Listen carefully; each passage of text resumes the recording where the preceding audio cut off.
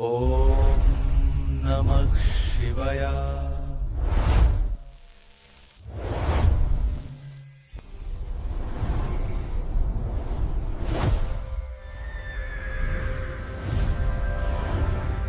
मेरा नाम है विक्की, एक नॉर्मल सा कॉलेज स्टूडेंट।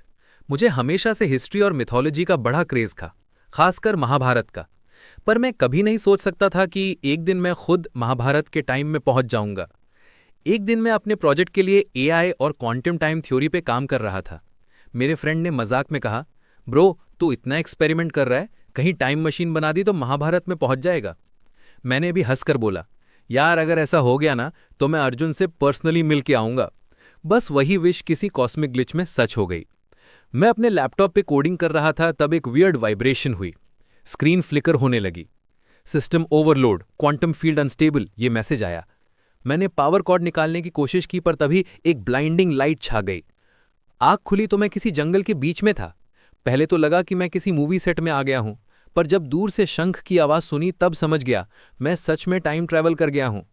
आसपास लोग धोती और मुकुट पहने हुए थे, कहीं सैनिक तलवार लेके गार्ड कर रहे थे। मैं चिल्लाया, भाई ये कौन सा प्लेस है?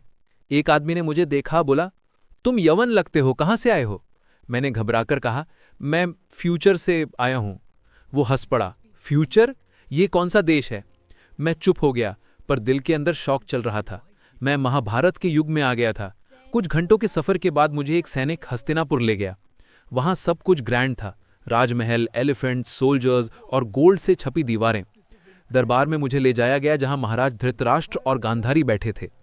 उनके पास विदुर, द्रोणाचार्य और भीष्म पितामह भी थे। मैं इतना नर्वसली बोल पड़ा, नमस्ते, मैं एक शोधकर्ता हूं, मतलब रिसर्चर, फ्यूचर से।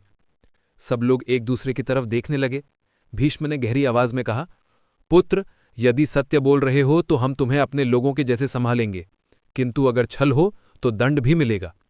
मैं झुक गया, नहीं पितामह, मैं सच कह रहा हूं। कुछ दिन बाद मुझे एक यात्रा पे भेजा गया। वहां पे मैं मिला श्री कृष्ण से, जो द्वारका से आए हुए थे। मैं लिटरली स्पीचलेस हो गया। कृष्ण मुस्कुराए, विक्की तुम्हारे मन में बहुत प्रश्न हैं। मैं शॉक था। उन्होंने मेरा नाम कैसे जानना? मैंने पूछा, आपको कैसे पता कि मैं कौन हूं? कृष्ण ने बस हल्का सा स्माइल दिया, जो सबका अंतर्यामी है उसे कुछ जानने की जरूरत नहीं होती। उन्होंने कहा, तुम कलयुग के इंसान हो, पर धर्म युद्ध यहां भी उतना ही महत्वपूर्ण है जितना तुम्हारे युग में। मैं बोला, पर युद्ध तो कितनी विनाशकारी चीज है। कृष्ण बोले, विनाश से नया जन्म होता है विक्की। समय चक्र हमेशा घूमता रहता है, जैसे तुम्हारा टाइम ट्रैवल भी। मुझे पांडवों के कैंप में भेजा गया क्योंकि कृष्ण ने कहा कि मैं उनके साथ कुछ सीख सकता हूं। वहां मैं मिला अर्जुन, भीम, नकुल, सहदेव और युधिष्ठिर से। अर्जुन ने मुझे देखकर हंसा, तुम्हारे कपड़े बड़े अजीब हैं विक्की, क्या ये यवन फैशन है? मैंने बोला, फ्यूचर फैशन है अर्जुन भाई।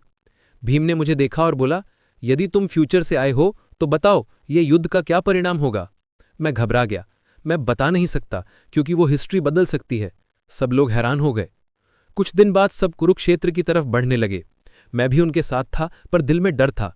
मुझे पता था ये वही महान युद्ध है जिसमें लाखों लोग मरेंगे और अर्जुन को कृष्ण गीता का ज्ञान देंगे। रात को कैंप में मैं अर्जुन के पास गया। मैं बोला, अर्जुन भाई, कल आपको डाउट होगा, मन में संकट आएगा, पर कृष्ण पे विश्वास रखिएगा। अर्जुन हैरान होकर बोला, तुम्हें कैसे पता? मैं बोला, बस समझ लो, फ्यूचर से एक दोस्त की सलाह है। अगले दिन मैं बैटलफील्ड में था। दोनों सेनाएं आमने सामने खड़ी थीं। अर्जुन ने कृष्ण से कहा, मैं अपने मित्रों, गुरु और बंधुओं पर शस्त्र नहीं उठा सकता। तब कृष्ण ने उन्हें गीता का उपदेश दिया। मैं उस मोमेंट को देखकर लिटरली रो पड़ा। लग रहा था जैसे समय ठहर गया हो। कृष्ण की आवाज बैटलफील्ड में गूंज रही थी, यदा यदा ही धर्मस्य ग्लानिर्भवति भारता। जब जब धर्म का नाश होता है तब तब मैं अवतार लेता हूं। मैं समझ गया, यही वो मोमेंट है जिसमें दुनिया बदली थी।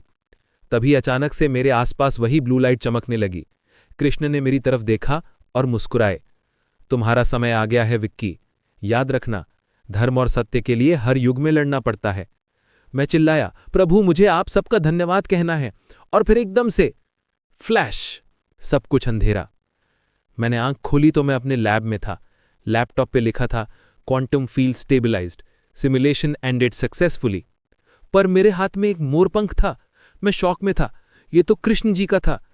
मैं कैमरा की तरफ देखता हूं और बोलता हूं, दोस्तों, मुझे नहीं पता ये सपना था या सच, पर एक बात पक्की है, महाभारत सिर्फ एक कहानी नहीं, एक ज्ञान है।